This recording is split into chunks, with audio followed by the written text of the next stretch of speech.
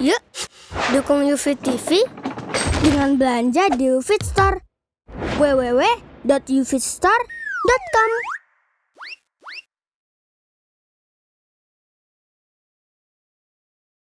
Di tengah-tengah masyarakat, apalagi anak muda sekarang, ada istilah andilau, Ustaz, antara dilema dan galau. Dan kalau sampai dalil ini kepada mereka, mereka kan mengatakan, apa salahnya? Kan musik membuat kita fine, membuat kita senang di saat andilau itu menerpa gitu. Tanggapan Islam sendiri gimana, Ustaz? Dan menambahkan ide biasanya. Lagi berkarya pakai musik. Sekarang sebelum saya menanggapi pertanyaan ini, dan saya ingin menanggapi pertanyaan Kang Reda dulu. Sebagian orang menganggap itu sebuah karya cipta yang perlu diapresiasi. Nah, ini trik iblis yang paling jitu. Ya, trik iblis paling jitu itu adalah apa? Membisikkan pembenaran terhadap sebuah maksiat. Sehingga musik yang aturan diharamkan dalam Islam tidak pernah dikerjakan oleh Nabi dan para sahabatnya. Kemudian ulama imam yang empat bersepakat, tidak ada perbedaan pendapat di antara mereka bahwasanya musik nyanyian haram. Ayo, mau bermadzhab mana? Kalau sudah imam yang empat mengharamkan, ya. Nah, akan tetapi kemudian dijadikanlah sebagai akhirnya ajang-ajang pencarian bakat, ajang-ajang ini loh, sesuatu yang perlu diapresiasi. Itu namanya pembisikan pembenaran terhadap sebuah maksiat, sehingga musik menjadi lumrah.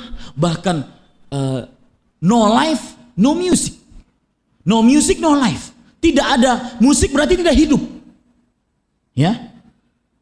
Music is my way life, kata mereka.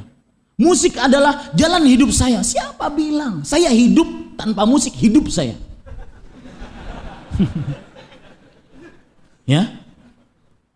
Ini para ikhwan yang dirahmati oleh Allah Subhanahu wa taala. Jadi seperti yang disebutkan oleh Kang Reda tadi, bahwasanya orang kadang-kadang dianggap sebagai itu sebuah bakat, sesuatu yang harus diapresiasi, sesuatu yang harus dibanggakan, diliput media dan segala macam. Tidak. Itu sesuatu yang haram, yang dibisikkan oleh syaitan bahwasanya itu adalah benar adanya. Nah, adapun kasus Endilau ini, saya kenal Endilau sebelum mengenal sunnah, ya. Ternyata ada apa namanya? Apa tadi? Antara dilema dan galau. Antara dilema dan galau. Kan boleh kita mencari untuk sesuatu yang menenangkan hati, apalagi kalau seandainya kita lagi galau, kalau seandainya kita lagi tidak nyaman hati, boleh kan untuk menenangkan hati sebentar saja. Para ikhwah sekalian, wallahi Islam sudah mempunyai solusinya. Dan ingat, seperti yang saya katakan tadi, kita itu punya dua musibah, punya dua problem. Yang pertama yaitu tidak sabar, yang kedua tidak yakin. Kita harus yakin dengan janji Allah Subhanahu wa taala bahwasanya ada hal yang bisa, sangat-sangat bisa, dan Allah tidak pernah mungkir janjinya. Dan itu lari kepada poin yang pertama tadi, bahwasanya kita ini budak Allah yang kata Allah kita percaya. Karena salah satu karakteristik keislaman seorang muslim adalah tasdiquhu fima akhbar, mempercayai apa yang diberitahukan oleh Allah, apapun itu. Saya kajian di Masjid Al-Azhar pada waktu itu, 2 malam yang lalu kalau tidak salah. Seorang dokter tanya kepada saya, Ustadz, benar nggak Allah mengutus malaikat untuk meniupkan ruh pada janin yang dikandung oleh ibu setelah 120 hari? Setelah berapa bulan? 4 bulan. Saya bilang benar, hadisnya sahih. Riwayat Abdullah bin Abbas dari Imam Tirmidzi rahimahullahu ta'ala. Saya meneliti, Ustadz, itu sekitar 2 minggu, sekitar sekian, maksudnya 2 bulan sudah berdetak jantung tersebut. Pak, saya katakan begini, konsep berpikirnya Pak, ketika mendapati seperti ini, Anda seorang muslim, maka jangan pernah dahulukan kecuali hadis Rasul. Maka yang Anda teliti, yang Anda lihat, itulah yang kurang. Hadis Rasul dan ayat Al-Quran tidak akan pernah salah. Itu konsep berpikir seorang muslim seperti itu. Nah, begitu pula ketika kita mendengar tadi kasus Andy Lau ini, antara dilema dan galau, kemudian dia ingin menenangkan hati dengan musiknya, maka perhatikan Allah Subhanahu wa taala memberikan solusi.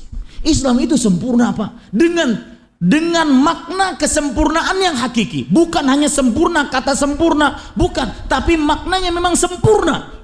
Allah berfirman dalam surat Ar-Ra'd, "Alladzina amanu wa tatma'innu qulubuhum bi dzikrillah. Ala bi dzikrillahi tatma'innul qulub." Orang-orang yang beriman dan hati-hati mereka tenang dengan keimanan. Dan memang permasalahan kebanyakan manusia adalah tenang hati.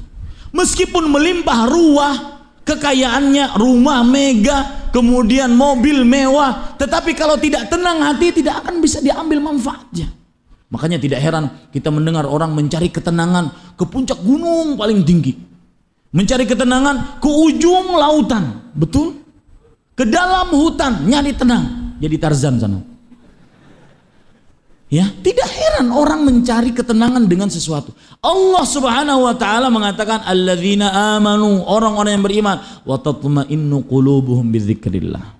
Dan hati-hati mereka tenang dengan berzikir kepada Allah. Seperti yang saya ucapkan tadi, silahkan ditanya. Ya. Pasti dengan izin Allah benar jawabannya. Bahwasanya kawan-kawan yang meninggalkan musik itu, setelah mereka meninggalkan musik, ketika mereka ganti dengan zikir kepada Allah, dan seutama-utama zikir adalah membaca Al-Quran, mereka akan mendapatkan ketenangan yang lebih, jauh lebih dibandingkan hanya sekedar mendengar musik.